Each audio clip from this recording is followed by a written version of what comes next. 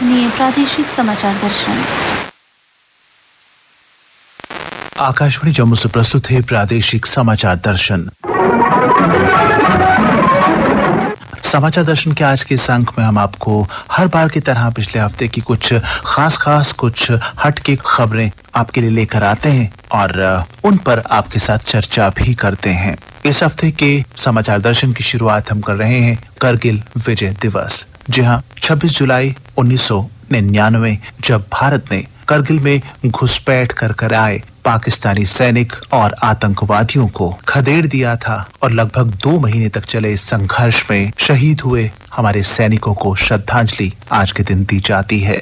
देश का सबसे बड़ा समारोह द्रास करगिल में मुनक्कद किया गया, जहां रक्षा मंत्री राजनाथ सिंह और तीनों सेनाओं के अध्यक्षों के साथ साथ CTS भी मौजूद थे।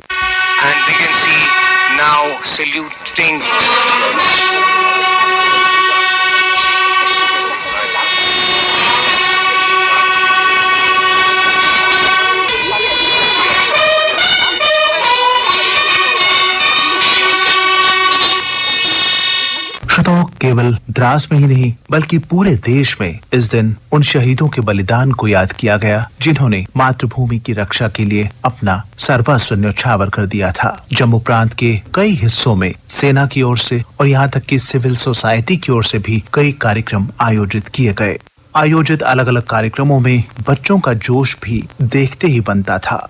जी, आज ये दिन ही इसलिए रखा है कि जिन्होंने हमारे लिए शहीद दिए, इतने दूर इतने लंबे पीरियड के लिए उन्होंने अपने सैक्रिफाइसेस दिए हैं, तो हम इतना तो कर ही सकते हैं कि हम उनके लिए ये इवेंट रखें सो दैट एवरीवन शुड रिमेम्बराइज कि उन्होंने क्या क्या किया हमारे देश के लिए। कारगिल दिवस 26 जुलाई 1999 जब इंडिया ने विजय की थी हमारी कारगिल दिवस, तब उसमें हमने देखा कि हमारे 527 सोल्जर शहीद हुए। उनसे हमें काफी सीख भी लेनी चाहिए कि जिस तरह वो देशभक्ति के लिए अपने परिवार को छोड़ते हैं, हमको सुरक्षित रखने के लिए जाके अपनी जान कुर्बान कर देते हैं। और जो हमारे देश का तिरंगा है वो सिर्फ हवा की वजह से नहीं लहरा रहा है। हमारे जितने भी जवान हैं उन्होंने अपना बलिदान दिया है, अपनी आखिरी सांस तक लड़े हैं, तब जाकर आज हमारा तिरंगा जो है लहरा रहा है। इस अवसर पर करगिल युद्ध से जुड़ी यादें, डॉक्यूमेंट्रीज और उस युद्ध के साक्षी रहे सैनिकों के साक्षात्कार भी प्रसारित किए गए। The Kargil war was fought between 8th May 1999 to July 26,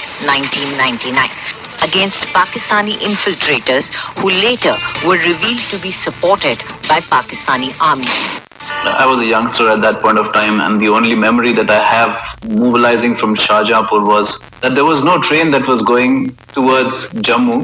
There was just one train, and there was no reservation. When we mounted the train and we started moving, we realized that there were seats available for each one of us that were moving. So how it happened and how things really happened that point of time, we really don't know. और श्रोताओ, बात करते हैं श्री अमरनाथ जी की यात्रा की, जो पूरे जोश और जज्बे के साथ चल रही है। और 3 दिन पहले यात्रा ने पिछले साल का 3,65,000 का रिकॉर्ड तोड़ डाला और अब ये यात्रा 4 लाख के आंकड़े तक पहुंच चुकी है और इसका श्रेय प्रशासन को जाता है। इस यात्रा को सफल बनाने के लिए सहयोग दे रहे सरकारी और गैर सरकारी संगठनों और धार्मिक संगठनों को भी जाता है, जो लंगर लगाकर लोगों को सुविधा प्रदान कर रहे हैं। सरकार गाड़ियों की व्यवस्था कर रही है, सुरक्षा बल पूरी सुरक्षा दे रहे हैं और सभी के मिले जुले सहयोग के साथ ही ये यात्रा नए कीर्तिमान स्थापित कर रही है। जैसे जैसे घटनाएं होती है, जैसे जैसे यात्री बढ़ते जाते हैं, यात्रियों की उत्सुकता होती है क्या है, कैसा है, जाएंगे देखेंगे। 94 में जब गया था मैं, वहाँ रास्ते में 2-2 फुट की पगडंडियां थी, आज 6-6, 10-10 फुट के पगडंडियां हो गई। सुविधा बहुत हो गया।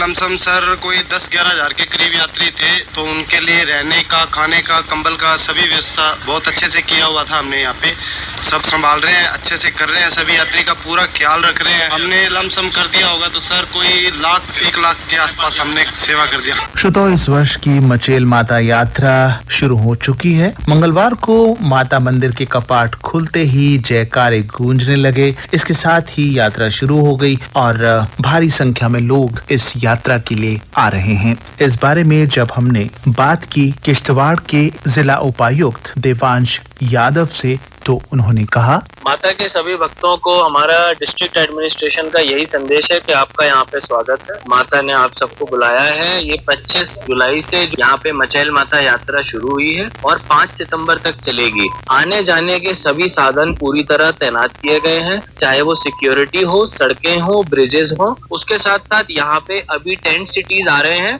इसके साथ साथ 500 लोगों को रुकवाने की कैपेसिटी का टेंट सिटी भी मचैल में ही बन रहा है। साथ साथ हमारे पास एक 30 किलोवाट का सोलर का पावर प्लांट बन के तैयार हो रहा है, जिससे कि मुझे लगता है पूरे माता रानी के भवन में दिन और रात हम पूरे समय जागरण और जगराता करा सकते हैं। इसके साथ साथ जो भी लोग आते हैं उनके लिए हेलीकॉप्टर की सुविधाएं हैं, उनके लिए गुलाबगढ़ पाडर में भी रुकने की सुविधाएं हैं। वहाँ पे यात्री भवन भी बनवाया गया है, गेस्ट हाउसेस भी हैं। कई सारे हमारे जो लोकल एंटरप्रेन्योर्स हैं और जो महिलाएं सेल्फ हेल्प ग्रुप्स हैं, उन्होंने भी अपने फूड के स्टॉल्स, अपने होम स्टेज बनाए हैं। और जैसा कि आप मेरे आसपास देख सकते हैं, बहुत ही अच्छे मौसम और अच्छे माहौल में ये पूरी यात्रा हो रही है। कट ऑफ टाइमिंग्स इंपॉर्टेंट रहते हैं क्योंकि हम लोग आफ्टर 5 और 6 PM जनरली मूवमेंट अलाउ नहीं करते गुलाबगढ़ से आगे। उसमें जहाँ भी हमारे कट ऑफ टाइमिंग्स की जानकारियां हैं, पुलिस PCR की डिटेल्स हैं और डिस्ट्रिक्ट के कंट्रोल रूम की डिटेल्स हैं, ये सारे के सारे डिटेल्स श्री मचैल माता यात्रा.com, सारे नंबर सारे अल्फाबेट स्मॉल में है, श्री मचैल माता यात्रा.com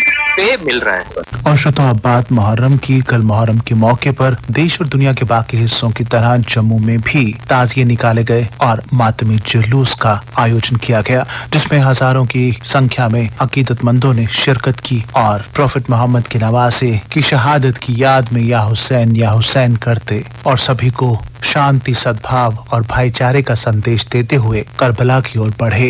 इमाम अली का एक कत्ल हुआ, ये बड़े इंसानियत पे एक बददुमा दाग है और टेररिज्म की उस वक्त भी मजम्मत थी और आज भी हम मजम्मत करते हैं। और ये जो मुहर्रम का जुलूस है, ये शांति का पैगाम लेके आया है, ये हिब्बुल वतनी का पैगाम लेके आया है। इसमें देश के प्रति प्रेम, लालसा से ऊपर हट के हमें इसको बनाया है। मैसेज हमारा यही है कि अमन, शांति और हिब्बुल वतनी, अपने मुल्क से प्यार, ये सबसे बड़ी बात है। इमाम ने यही समझाया था, यही उसका मिशन था, पीस उनका मिशन था और अपने मुल्क से प्यार उनका मिशन था। लालसा से ऊपर उठ के अपने मुल्क को बनाना। आज का दिन शहादत इमाम हुसैन का दिन है, आज आशूरा का दिन है। आज इमाम हुसैन अलैहिस्सलाम ने करबला के मैदान में अपने 72 जानशीनों के साथ कुर्बानी दी। उनकी कुर्बानी जो है वो हक के लिए है, उनकी कुर्बानी भाईचारे के लिए है, उनकी कुर्बानी एकता के लिए है, उनकी कुर्बानी आतंकवाद के खिलाफ है। इमाम हुसैन अलैहिस्सलाम ने अपने जितने भी जानशीन थे वो एक दिन में ही भूखे प्यासे करबला के मैदान में शहादत दी। उन्हीं के लिए ये जुलूस जो है आज हमारा मुहर्रम का निकल रहा है। शुक्रिया। हजरत इमाम हुसैन अलैहिस्सलाम एक ऐसी यूनिवर्सिटी है दुनिया की जिसका कोई अपना मकान नहीं है, मगर वो दुनिया को इन इमाम बाड़ों की वजह से जो इमाम बाड़े इस दुनिया में बने हैं, वो इमाम हुसैन अलैहिस्सलाम का एक ऐसा इंस्टीट्यूशन है जिसमें इंसानियत का पैगाम दिया जाता है। हजरत इमाम हुसैन अलैहिस्सलाम ने मैदान करबला में अपनी और अपने अजीज़ व अकारब की सन 61 हिजरी में कुर्बानी पेश करके न सिर्फ इस्लाम ही को बल्कि पूरी इंसानियत को जो है वो एक सबक दिया है कि जालिम चाहे जितना भी ताकतवर क्यों ना हो, उसके सामने सरनगू नहीं होने। आपने देखा कि बहुत सी हक व बातिल की लड़ाइयाँ हुई हैं, महाभारत की लड़ाई हुई है, गुरु गोविंद सिंह जी की लड़ाई हुई है, बहुत सी लड़ाइयाँ हुई हैं हक व बातिल के दरमियान, मगर हमेशा हक जो है वो हमेशा गालिब आता है और बातिल हमेशा सरनगू रहता है। और श्रोताओ, अब जिस खबर का जिक्र हम आपके साथ करने जा रहे हैं वो एक नहीं 2 खबरें हैं और दोनों ही स्कूली बच्चों से जुड़ी हुई। पहली है कि बच्चों को स्कूलों में पनिशमेंट, शारीरिक या मानसिक दंड जो है वो नहीं दिया जा सकेगा और ऐसा अगर कोई टीचर करता है या कोई मुलाजिम करता है तो उसे 3 साल की सजा हो सकती है, 5 लाख रुपए तक का जुर्माना हो सकता है। और दूसरी खबर है तांबे और कांसे के बर्तनों में मिड डे मील का खाना पकेगा। तो इन खबरों की तफसील जो है वो आपके लिए पढ़ देते हैं। प्रदेश के निजी स्कूल, सरकारी स्कूल व कोचिंग संस्थानों में बच्चों को शारीरिक व मानसिक दंड पर प्रतिबंध लगा दिया गया है। अब स्कूल में बच्चों को थप्पड़ मारना, बाल खींचना, लाठी से मारना या बेंच पर खड़ा करना, दीवार के साथ खड़ा करना, इस तरह की कोई भी हरकत उनके साथ नहीं की जा सकती जिससे वो शारीरिक या मानसिक तौर पर बुरा महसूस करें या प्रताड़ित महसूस करें। इसमें बताया गया है कि स्कूलों में शारीरिक दंड का असर बच्चों के मानसिक स्वास्थ्य पर पड़ रहा है। इसके बाद स्कूली शिक्षा निदेशालय ने शैक्षणिक संस्थानों में शारीरिक दंड व अन्य बाल उत्पीड़न पर पूरी तरह से प्रतिबंध लगाने का आदेश दिया है। ऐसा करने वालों के खिलाफ RET एक्ट 2009 के सेक्शन 17 और किशोर न्याय अधिनियम के सेक्शन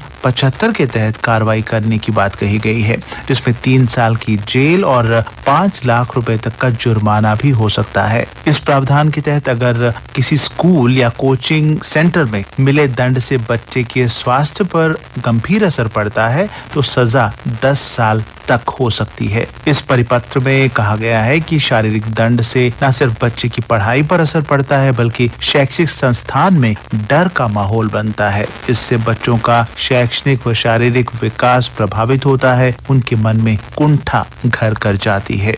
और शारीरिक दंड जैसा हमने पहले बात की कि जैसे थप्पड़ मारना, लात, मुक्का या कान खींचना, बाल खींचना या लाठी से मारना या दीवार के साथ खड़े कर देना, उसको पनिशमेंट देना, मुर्गा बना देना, जैसा कि पहले अक्सर स्कूलों में हुआ करता था। और मानसिक दंड जो है वो है कि बच्चे को इंसल्ट करना, बच्चे की गरिमा को ठेस पहुंचाना, कोई उस पर मजाक उड़ाना या अपमानजनक शब्दों का, विशेषणों का इस्तेमाल करना या कोई नाम डाल देना, उसका डांटना या जाति, परिवार के कामकाज या उसके अमीर गरीब होने पर या उसके रंग को लेकर के किसी तरह की खिल्ली उड़ाना, मजाक करना वगैरह, इस तरह की बातें शामिल हैं जिससे बच्चा लज्जित महसूस करता है, लो फील करता है।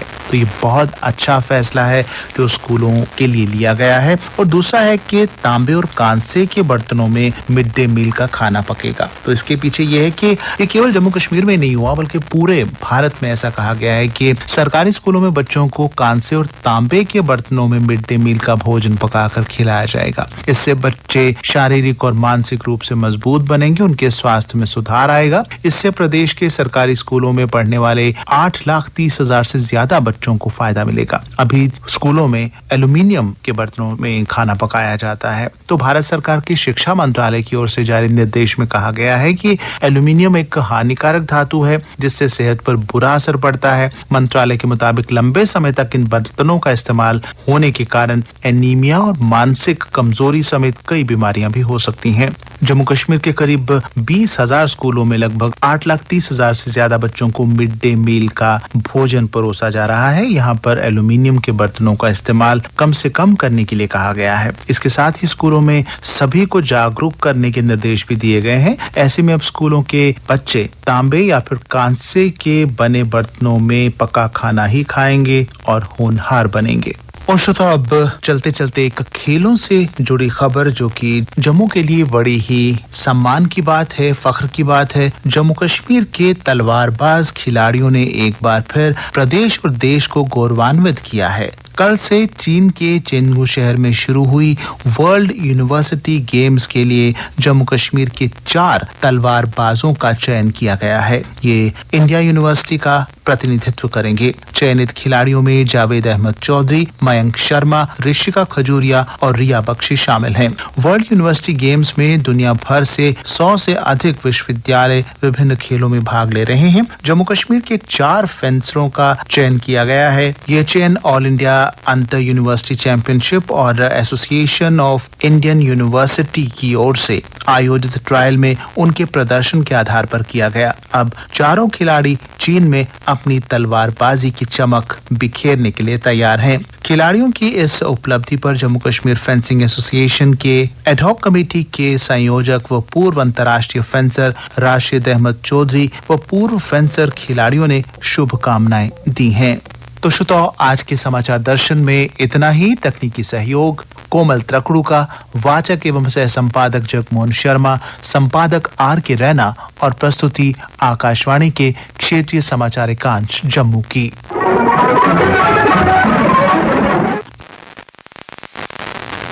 अभी आप सुन रहे थे प्रादेशिक समाचार दर्शन।